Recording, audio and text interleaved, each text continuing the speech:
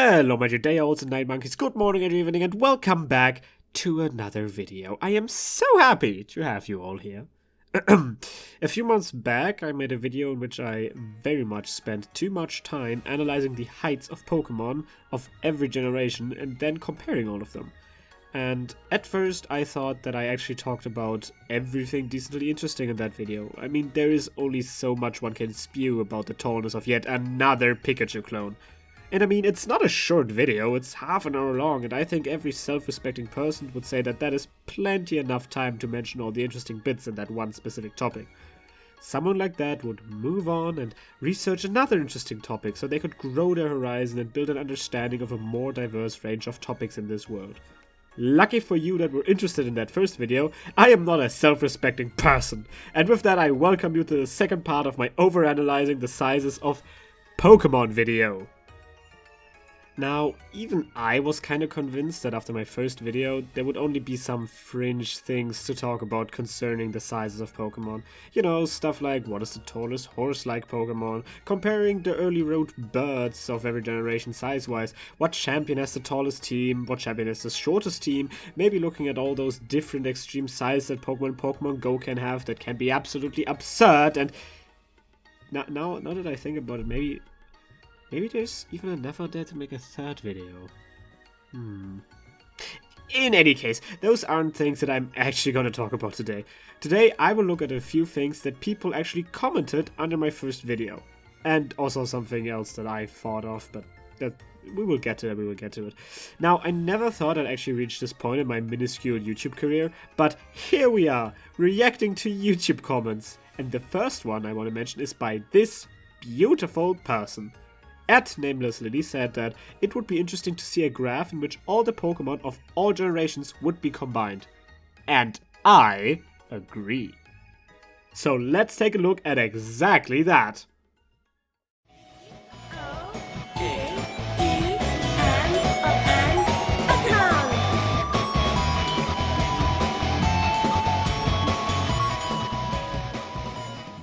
And here we have a beautiful graph I went out of my way to make, in which we can see all Pokemon sorted in their own size category. Though I will mention here that I have neither counted Mega Evolutions nor original forms, as they take up the same national dex number as the original. I also did the same thing in my original video, and I am now doing so again in a pathetic attempt to try to stay consistent. Anyway, we can notice a few very interesting details in this graph. Firstly, it becomes very noticeable how most Pokemon are around the half a meter mark. This only really strengthens my interpretation from my first video that Pokemon are designed to be sized on a human scale, so to speak, so that in theory they could actually exist in a world similar to our real world. If you want to hear that, but with more words, watch my previous video. Anyway, what I also feel like the need to mention is that this is a very sudden rise at the 30 centimeter mark. At first, I would have thought that that was just coincidental and that they just decided that 30 centimeters would be a good size for a lot of Pokemon. I didn't really think more about this. But then I read this comment. And I mean, that person is just absolutely right. Of course, how didn't I think of that? Pokemon absolutely loves consumerism. And it is true that 30 centimeters is just a good size for plushies. And here I was stupidly assuming that Pokemon had an actual in-universe system for how to decide what sizes Pokemon had. I mean, it's still not really proven that that is the reason for having a lot of Pokemon being 30 centimeters tall, and I mean, there are even more Pokemon that are taller than this. Again, the biggest group we have here are the 6 centimeter tall ones. But I assume that even if they make these Pokemon sizes not necessarily for the sake of plushies, I do imagine they would want a lot of these Pokemon to be thought of as something that a trainer could hold in their arms. Pokemon does tend to market themselves and their creations as something more cute than anything else. And what could be cuter than a magical animal the size of a plushie that you can hold in your arms? But to move on, I also want to steer your attention to the general trend that can be seen here of about every second size category to be a lot bigger than their neighbors, especially the 1, 1.2, 1.5, 1.8 and 2 meter categories respectively do spike up a lot more than their surrounding neighbors. I believe this is probably happening simply because some numbers sound rounder than others. I think in a lot of people's heads, these size classes are just something you would throw out if you'd had to guess how big something is. I mean, if you see a random Pokemon, you would probably first guess a height that doesn't only look like it fits, but is also something you would associate with other things in the same height class. Let me explain better by example. If you see any Pokemon based on a medium-sized animal, you would assume it's somewhere around the 1 meter mark. And I think most people, the devs of Pokemon included, would probably then just tend to say something is a nice and clean 1 meter tall instead of an ugly and uneven 0.8 meters or 1.1 meters. Kinda similar situations, I would imagine, might have taken place around these other marks. Bigger than 1 meter but shorter than 2 meters? Just make that 1.5 meters. That's just about as tall as a small human too, so a few humanoid Pokemon are in this category as well.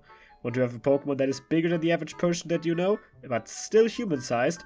1.8 meters. Remember, the devs are Japanese, and in Japan, being 1.8 meters tall is quite big. Anyway, you want to have a big Pokemon, but not too big? 2 meters sounds better than 1.9 or 2.1 meters. And to explain 1.2 meters, I'm just gonna assume that they saw the massive amount of 1 meter tall Pokemon and thought, yeah, let's just move some over to this one category, so we don't have something that's too big of a category. Lastly, I think I just want to talk about this bar right here. Pokemon over 5.2 meters tall. The reason I grouped those together is because all of those are basically just statistical anomalies, so instead of having 15 more rows here filled with 1 Pokemon each, I just grouped them together. There is nothing more to say about this cheese, and why I call it cheese is something you will have to watch my previous video for, in which I explain it. Anyway, to move on, I will want to mention here my general dissatisfaction for the overarching size policy of the Pokemon Company. I want more Pokemon to be bigger.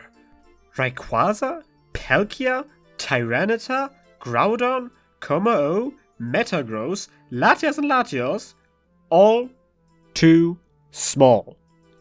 All of them. And I only mention a few legendaries and pseudo-legendaries here. I know that there are plenty of Pokemon out there that I would want to have different sizes that aren't just legendary. But, you know, that's not the point.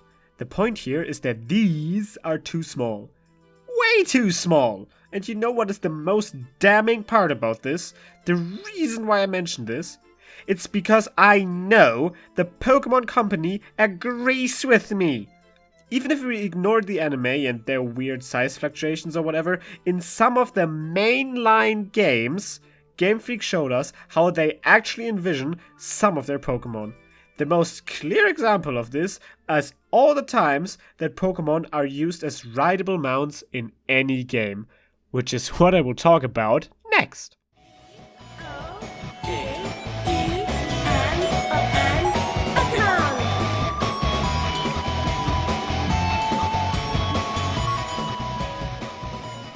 For those of you that are too young to have been around for it, man, just saying that part felt... I feel so old now. I'm only 19. Anyway, but for those that weren't around for Pokemon Omega Ruby and Alpha Sapphire, let me catch you up to speed. In that game, after finishing the main story, you unlock the Eon Flute. The Eon Flute is a key item with which you can either call Latias or Latios, depending on what game you have, so you can fly over the map with them. This feature was called Soar, and to be honest, it was pretty great. But this video isn't about soaring whatsoever, even though I could realistically talk about how much I like it for at least 10 more minutes. No. This video is about the last few seconds just before you actually get to the flying part. Let's take a look at just that.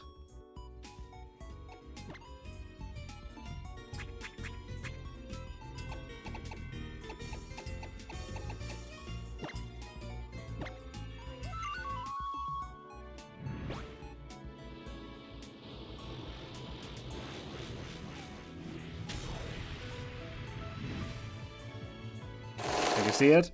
Let's play that one again. How absolutely ginormous is Latias here? I think you can see very well, even without checking, that Latias is a lot bigger than the official 2 meters. But let's still do this a bit more scientifically. We can assume that the protagonist is somewhere around 1.5 meters tall, as they are supposed to be around 12 years old. From this perspective, we can only really measure the torso, but let's just double the length of our line here, just to be safe. This line, which is about the size of the 150 centimeter tall protagonist, fits twice into the Latias here. Which means that even this cheapified version of the Pokemon, it is at least 300 centimeters or 3 meters long. And I have to remind you that when something is cheapified, it is supposed to get smaller, not bigger. And just for your information, the same is also the case with Latios, because both use the same model, just recolored.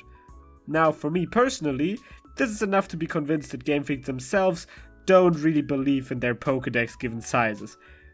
But I already hear the cries from an imaginary person in the comics that screams at me saying, "Oh, Dragon, you fool, don't you see that exactly because the game is cheapified, it cheapifies everything, so they obviously don't care about the scale. Nothing's to scale anyway, so nothing matters at all." Well then, friend, let's take a look at some games that are not cheapified. Pokemon Sun and Moon.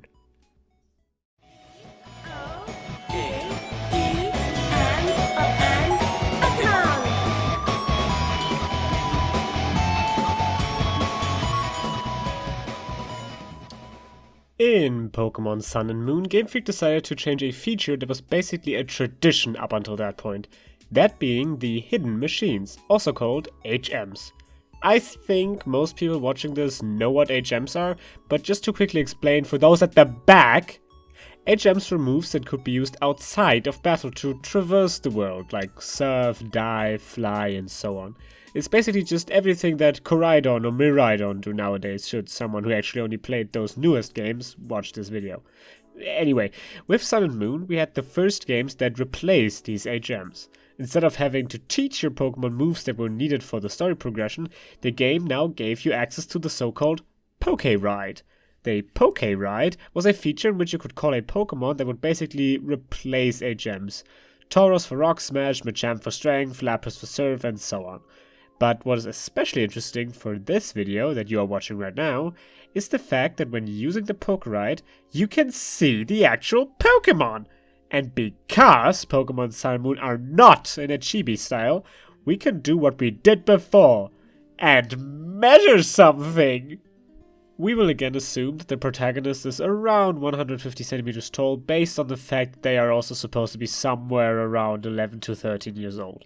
Now with that in mind, let's start with Tauros. And comparing Tauros right here with this line that is approximately as tall as the protagonist, we see that Tauros just about fits the circa 140 centimeters or 1.4 meters stated in the Pokédex. How boring. However, let us take a look at Stoutland. According to the Pokédex, Stoutland is supposed to be 1.2 meters tall, but if we look at the actual games, we can see that Stoutland is at least just as tall as the protagonist at 1.5 meters. Now, you might think that Stoutland's height is supposed to be measured up to its shoulders, which is something commonly done with dogs. For example, if you look at different breeds of dogs, most of the time their shoulder height is measured. And even though I think this is kind of stretching it far just to argue that Pokemon doesn't have a weird size policy, let's just say they use shoulder height for those Pokemon that are based off of animals that are also measured by their shoulder height. And with that in mind, let's get to Mudsdale. Mudsdale is supposed to be 2.5 meters tall, and in real life, horses are measured most often by their shoulder height. Taking that into account, let's look at a Mudsdale in-game.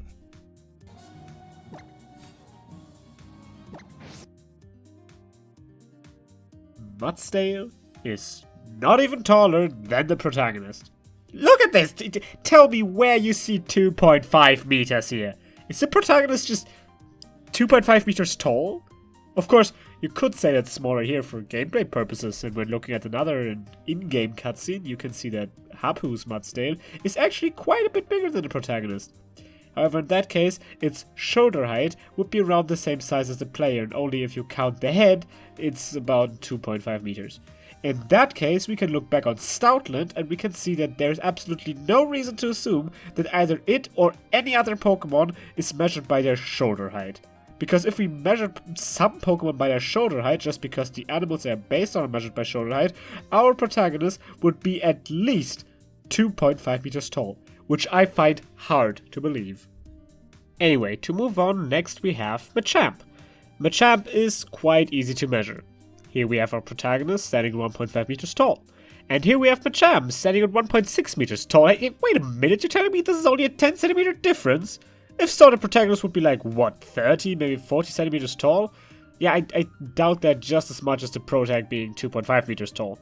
I think, personally, and this is just my opinion, and I am saying this from my perspective, that this Machamp is just over 1.6 meters tall.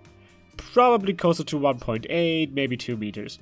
And I don't even think I have to argue a lot here. I mean, it doesn't get more obvious than that, no, does it? Now, I will basically skip over Lapras and Sharpedo. Both might be the right size, but as it is not clear to me how exactly they were measured, and I think that they look about right size-wise, we could just assume that both are maybe the right size. Maybe. Never trust Game Freak. And now, last but not least, maybe least, depending on your opinion on Charizard, we have Charizard! Now, it is already kind of a meme that Charizard itself is, according to the Pokédex, only 1.7 meters tall, which would be a head shorter than the average man in most Western countries. And that would be very small for an imposing dragon indeed. And it seems like Pokemon agrees with me there. Look at this dandy screenshot from the fly animation from Sun and Moon. Look how massive Charizard is here! Even if we ignore its tail length, because maybe they only measure Charizard from head to feet, this dragon is at least 2.5 meters, maybe even 3 meters tall. It is kinda hard to compare as the player character is sitting on it from a weird perspective, but I can tell you with confidence that this is not 1.7 meters. And I think I have made my argument here enough. And I didn't even mention how they made Rayquaza bigger in Scarlet and Violet, because it would look too small otherwise. But apart from all that, what was the point I tried to make here? Why did I say all those words for the last I don't know how many minutes? Well, I did it to show that the devs themselves don't really believe the numbers in the Pokédex. Of course, by now most people know that the Pokédex likes to exaggerate certain abilities Pokemon have. I mean, I think most have seen the memes about the indestructible Tyranitar or the universe-destroying black hole-creating Gardevoir. We know that the Pokédex isn't always completely truthful in that aspect. However, I hereby propose that the Pokédex can also not be trusted when speaking of the sizes of Pokemon. As I have shown here extensively, the Pokemon community themselves have no problem resizing their Pokemon to whatever size they think fits best with what they are currently trying to do. And I think they should continue to do so. Because the more times they have oversized Pokemon in cutscenes, the more often rideable Pokemon are scaled up, because riding a 1.2 meter tall dog would look stupid, the more they themselves ignore the quote-unquote official height, the more they will not matter anymore. We already all have our own headcanons for most things, and I think, and I hope, that whoever makes these decisions at Game Freak will continue to just do whatever looks the coolest. And with that, it won't take long until the true sizes of Pokemon are whatever we want to believe for ourselves, because if everyone's interpretation is equally true, then no one will be able to tell me I am wrong anymore!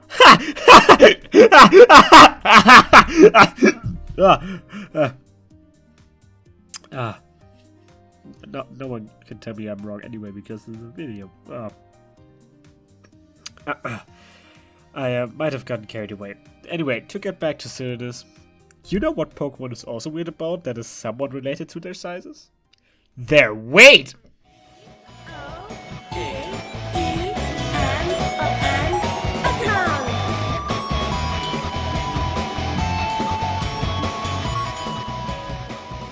Wow, woo, would you have thought there's another way to measure the size of Pokemon?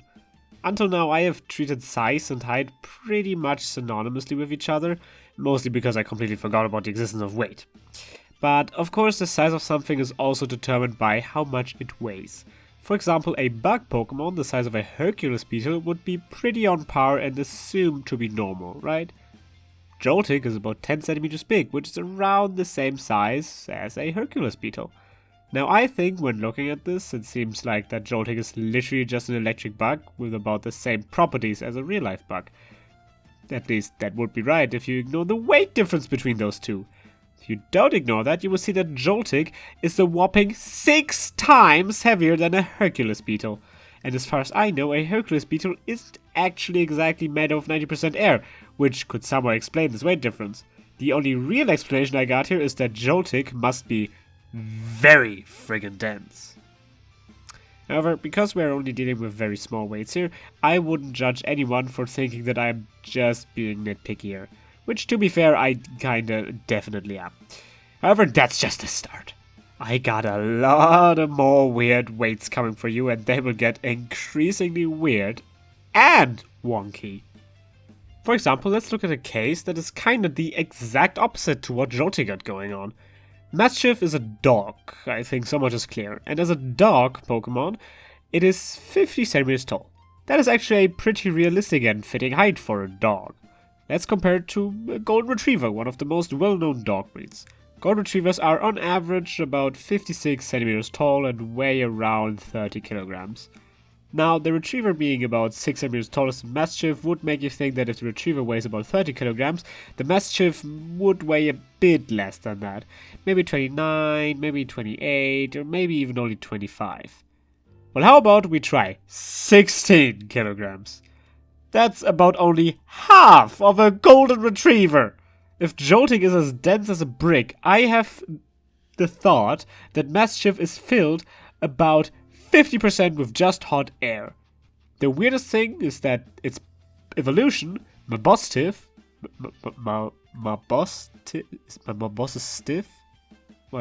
Mabosstiff is twice as tall as it, but actually weighs 61 kilograms, which would be the correct weight if Mastiff would have weighed as much as a Retriever. Now, however, we have the case that Mabosstiff is twice as big as Mastiff, but it weighs 4 times as much as its pre-evolution. Who knows what they were cooking there? But, you know, that might be explained away with the fact that Mastiff is very timid, and maybe because of that it doesn't eat a lot, or whatever. But don't you worry, friend! Because there are more examples out there for way too light Pokemon. Let's look at Ninetales next. With its height of 1.1 meters, it's about twice as big as the biggest real-life fox, the red fox, which is about 50 centimeters. And you know, Ninetales also got 9 friggin' gigantic tails, so it probably weighs a lot more than the red fox. At least more than twice as much as it. I mean, how else? What are you made of, Ninetales? Cotton candy? And this isn't even the worst contender for way too light Pokemon. Have you ever looked at Greedent and thought, yeah, that's a heavy squirrel? Well, wrong! This big-ass looking squirrel, which I remind you is described everywhere as loving to eat berries all day, only weighs 6 measly kilograms. 6! Do you know how little that is? This giant squirrel weighs about as much as a heavy Pekingese. Pekingese, whatever, which is a purse-sized dog. A purse dog. You have a dog in its purse, and that's weighs as much as this fat thing. I really don't know what Arceus was huffing when creating Green, but whatever it was, I think the smoke that it was exhaling probably weighed more than Greedent. But for now, let's stop with the too light Pokemon, and let's talk about the Pokemon that are, wow, too heavy. Don't worry though, if you like the very light Pokemon, I got some bangers more in store for you towards the end. So stay tuned. Anyway, have you looked at Mankey? That little ball monkey that's half a meter tall? Yeah, that one, exactly. That thing is cute, right? Perfect to let it climb on your shoulder like a Pikachu, or maybe to swing on your arm like an actual little monkey. Well, good luck with that, I say. By the way, completely unrelated, have you ever seen a Chakma baboon? the biggest species of baboon out there, actually, with a height of 115 centimeters. That thing weighs on average about 31 kilograms. Oh hey, what's going on here? Was that a comparison moving on into the screen? Very slowly between Mankey and the baboon? But they are so different, and how would one even compare them? I mean, they would never... Oh my Arceus, Mankey almost weighs as much as the baboon. Yeah, so I recommend not trying to carry Mankey on one arm if you are an average person, because holy hell, that thing is gonna break your arm in a few swings. I don't know how this ball of fur exactly does it, but somehow it weighs 28 kilograms. By the way, just because I'm salty about it, this thing weighs 5 times as much as Greedent. I give up! Nothing makes sense anymore. Nothing. There's also Tyrogue and Riolo, who are both 70 centimeters tall, but both weigh about 21 kilograms, which is very unrealistically heavy for both these scrungy, basically children-sized thingies. But I already got caught about Mankey, so this doesn't seem like a big deal anymore, does it? Still, they are way too heavy, and these are supposed to be bigger and heavier than Greedent? I don't believe that. I don't want to believe that. But don't you worry, because I have one more example up my sleeve that is even more atrocious than Mankey. Have you ever seen Diglett? This small, 20 centimeter tall cylinder that weighs about, drumroll please, 800 grams. Well, now you have, and even though I don't know how anyone would actually measure it, I think that weight is appropriate. Now, when Diglett evolves, it basically triples in size. There are now 2 more Digletts, with the tallest one being apparently 0.7 meters or 70 centimeters tall. Now, most would assume that Ductrio would weigh maybe a bit more than 3 times as much as Diglett. I mean, it won't exactly weigh 3 times as much, as those Digletts seem to be a bit bigger than in pre-evolution. So what would they weigh then? 3 kilograms? 4? Maybe even 5? You know, let's be very nice and say Ductrio eats a lot, so maybe even 10 kilograms? Well, that is actually quite close, as Ductrio weighs around 33.3 kilograms. What? That is more than 40 times as heavy as Diglett. What the fuck is this thing hiding underneath the earth? Or rather, what is it made out of? Is Ductrio just an amalgamation of 41 Digletts? Are they hiding 38 more Digletts underneath the ground? Is its Mega Evolution just going to be a normal Ductrio but above Earth? What is that thing? Oh. Anyway, I think that is a bit too heavy for what it is trying to be. I mean, I get the joke that Ductrio is 3 Pokemon that together have a weight consisting of 3 times the number 3. I see the pun, but whoever made it probably didn't think about the in-universe implications this would have. I mean, to be fair, a lowland Ductrio is even worse with 66.6 kilograms, which is because apparently its hair is very heavy. Or maybe it's got something to do with the fact that its weight is 666. Now, aren't I ready to start a new conspiracy this Pokemon is trying to implant the devil into your children's brains? Speaking of the devil, Giratina is canonically thick. And I can prove it. Have you ever seen Giratina's 2 forms? One is legged and the other is a flying worm. Now its true form, the flying worm, weighs a good and steady 650 kilograms at 6.9 meters long. Its legged form, however, is only 4.5 meters long. So you would think that even though it's got the extra weight of its legs here, the almost 2.5 meter extra length in its true form would counteract that, wouldn't it? Well, its legged form weighs a whole 100 kilograms more at 750 kilograms. Its legs together weigh 100 kilograms more than 2.5 meters of tail length. With this, I propose that Giratina being thick shall be added to the official Pokemon lore book that I am sure exists somewhere. And Giratina isn't even the only legendary with weird weight proportions. Groudon and Kyogre both got a primal form in Auras. Those primal forms are a lot bigger than the originals, but Pokemon seems to have weight even worse figured out than height. Kyogre's normal form is 4.5 meters long and weigh about 352 kilograms. Its primal form, with 9.8 meters, is more than twice as big as the original. However, it only weighs 430 kilograms. That is less than 100 kilograms more than the original. Heck, it's double its length but gained about only a third of its weight. And it's not much better with Groudon. Primal form Groudon is 5 meters tall, and with that 1.5 meters taller than the original. However, the original weighs 950 kilograms, and the primal form only about 49 kilograms more. To bring this into perspective, 1 meter height in the original Groudon would have correlated to about 241 kilograms.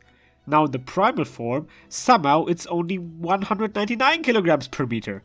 I think this is the definition of being filled with hot air. Anyway, I think it's time to come to an end with my unhinged rants about fictional weights. So let's get to my last example. We all by now know that Wailord, large it may be, only weighs 400 kilograms, which has become an in-joke by now in the Pokemon community. Theories that it could float because of its low body density were quite far spread back in the day. Now though, this has been disproven by now, mainly because people actually just calculated the body density of Wailord and found that no, it actually could never float in the air. But I still feel like most people in the Pokemon community kinda accepted that Wailord is just like a big air balloon. It's big, but it's mostly filled with nothing. Is that canon? Who cares? It makes sense.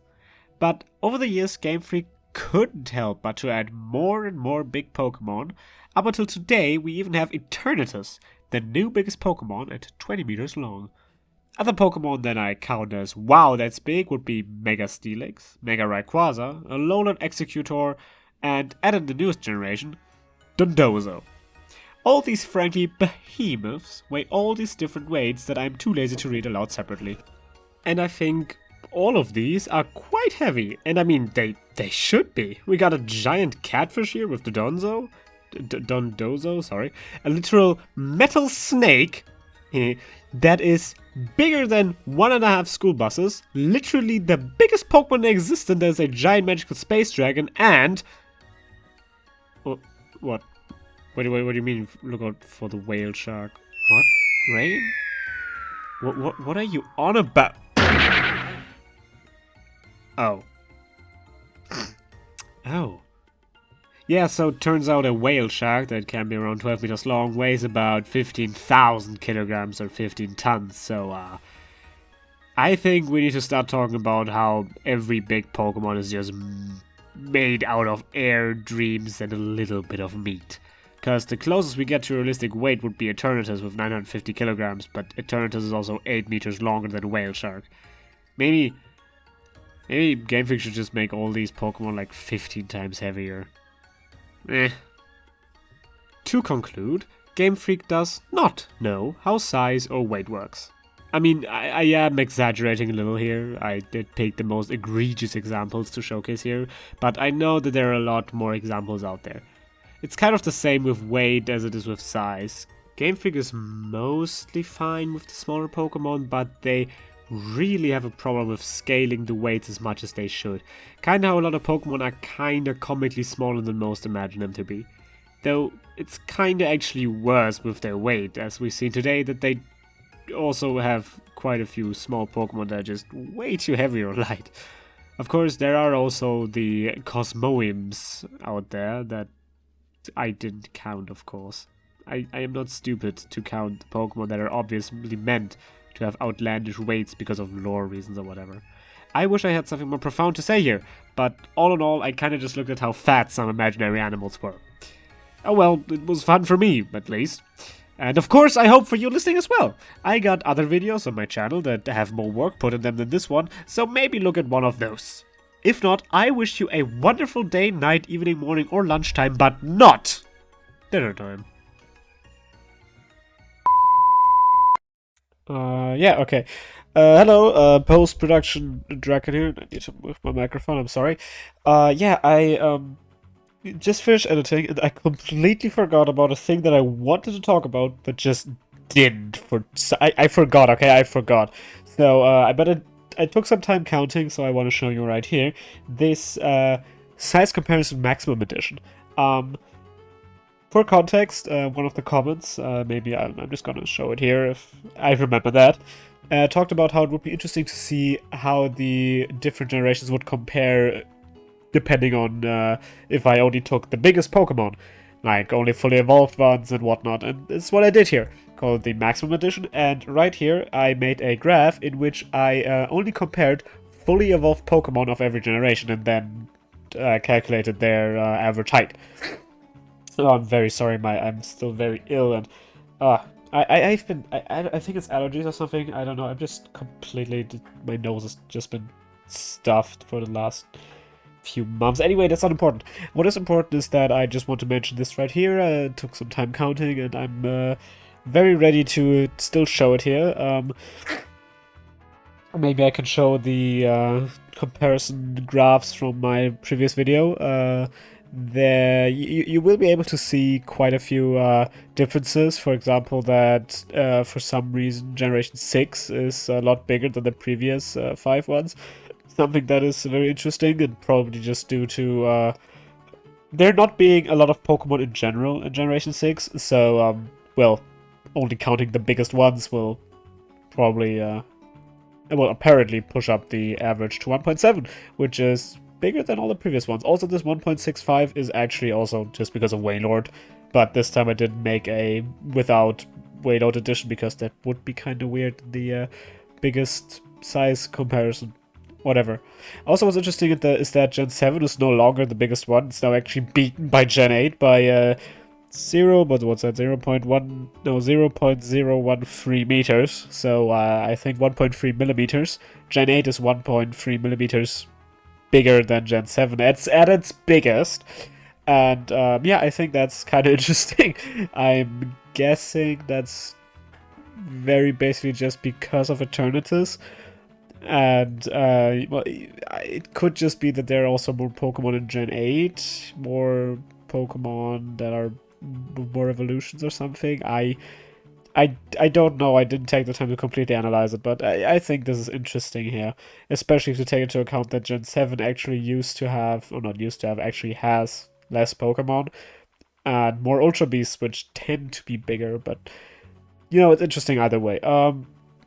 Otherwise, I think, yeah, I mean, oh, sorry, I apologize for my stuffy nose and voice, I can't really help it. Yeah, what I think is also interesting is here that Gen 5, which used to be, I think, I don't quite remember, I will show it on screen.